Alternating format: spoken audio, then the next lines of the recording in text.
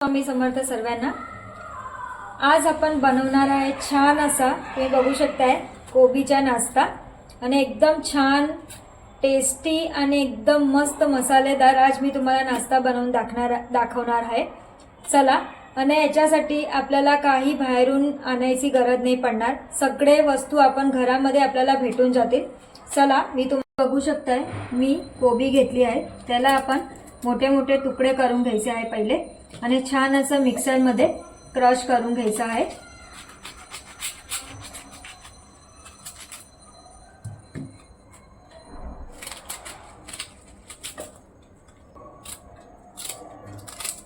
तुम्ही बघू शकताय, छान असे मोठे मोठे तुम्ही बघू शकताय, मी इथं छान असं क्रश करून घेतलंय। आपण जास्त पण याला बारीक करायचं नाहीये। आता आपण याच्यात आपला इकडं सगळं जे मसाले असतात तेच आपण इथं बेसिक मसाले यूज करणार आहे। त्याच्यासाठी मी तुम्ही बघू शकताय, अर्धी चमची सारखी हळद टाकायची आहे, 1 चमचा सारखं धना जिरा पावडर टाकायचं आहे, 1 चमचा सारखं तुम्ही बघू शकताय तिखट टाकायचं आहे। आता इथं मी आदू, मिरच्या आणि लसणाची पेस्ट टाकते आहे, तुम्ही बघू शकताय। थोडी आपण 1 चमचा सारखी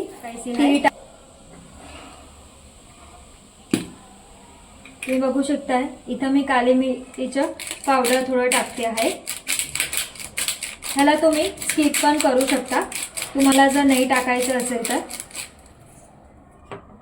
बारीक चॉप केलेली कोथिंबीर टाकायची आहे, भरपूर कोथिंबीरने। आता आपण स्वाद अनुसार मीठ टाकायचं आहे।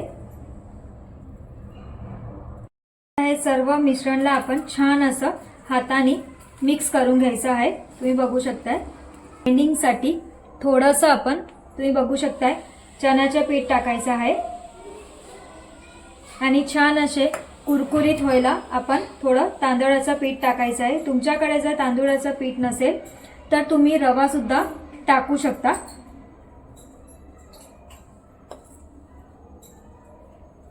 तुम्ही बघू शकताय आणि छान असं मिक्स करून घ्यायचं आहे। आपण इथं बिलकुल भी पाणीचा वापर करायचा नाहीये, कारण की कोबी आपण क्रश केली आहे तर त्याला आपण पाणी सुटतं, त्याच्यासाठी आपण पाणीचा वापर बिलकुल नाही करायचा आहे।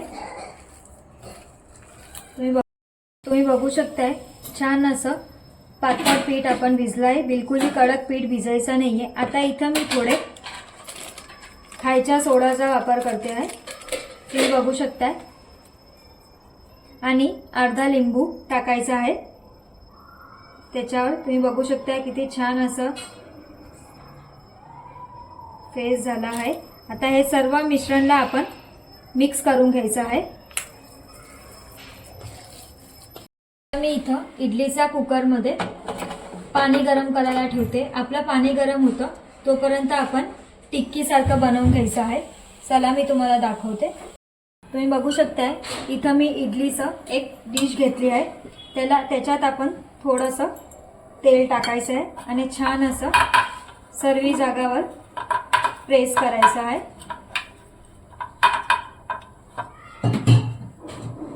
आता आपण छोटे छोटे तुम्ही बघू शकताय गोळे घेऊन त्याला छान असं गोल करून नॉर्मली आपण असं टिक्की सारखं दाबून द्यायचं। हे बघा, तुम्ही बघू शकताय, आणि इडलीच्या भांड्यामध्ये आपण ठेवायचं आहे।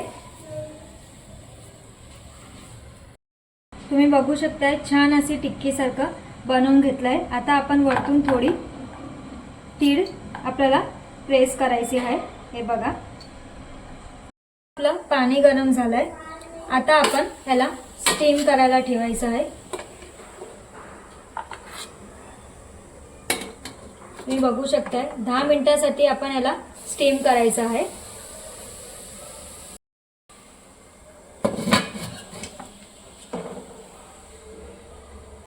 तुम्ही बघू शकताय, इथं मी डिश मध्ये काढून घेतलंय। इथं आपण 2 मिनिटं थंड करून त्याचे छान असे पीसेस करून घ्यायचे आहे। तुम्ही बघू शकताय, छान असे आपण तुकडे करून घ्यायचे आहे, लंबे लंबे। हे बघा, बघू शकताय छान असे मी तुकडे करून घेतले. आता आपण याला तेलामध्ये छान असे फ्राय करून घ्यायचे आहे. बघू शकताय इथं आपलं तेल छान असं गरम झालं आहे. आता आपण इथं फ्राय करायला ठेवायचं आहे. तुम्ही बघू शकता असे छान असे गोल्डन ब्राऊन आपण होऊ द्यायचे आहे. हे बघा, बघू शकताय छान आपला क्रिस्पी हे बघा नाश्ता रेडी झालेला आहे कोबीचा. तुम्ही बघू शकता याला आपण छान असं सॉसमध्ये डीप करून खाऊ शकता.